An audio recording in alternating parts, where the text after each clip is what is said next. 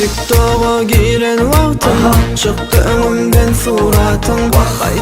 Kaytalap gördüm, giderdim sana ağım. Girdim profiline senin, hiç tapmadım mendin.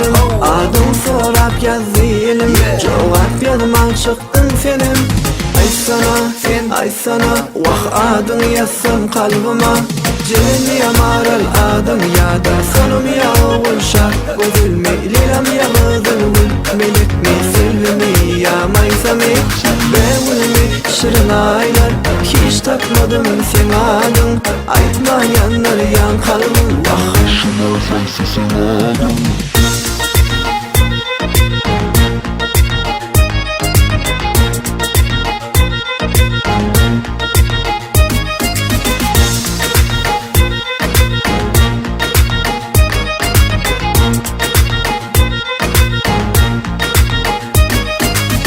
Kıynap vermeyen adım, gitti aklımdan başım. Beydip oturma inni, berey belli cevabım. Girdim profiline senin, hiç tapmadım mendin.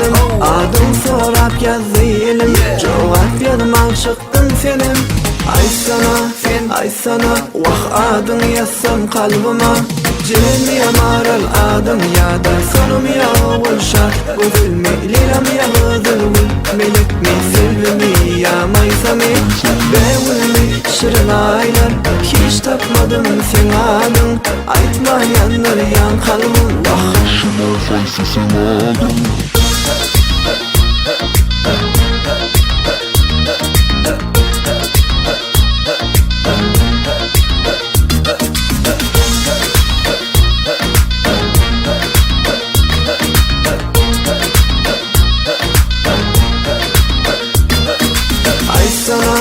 Ay sana, vah adın yazsam kalbıma. Celil ya maral adın ya da sonum ya oğul şart. Gözül meylilam ya gızıl gül, melek mi silvi mi ya maysa mi? Beğul mi şirin aylar, hiç takmadım sen adın. Aytmayanlar yan kalbim, vah şuna sensisin adın.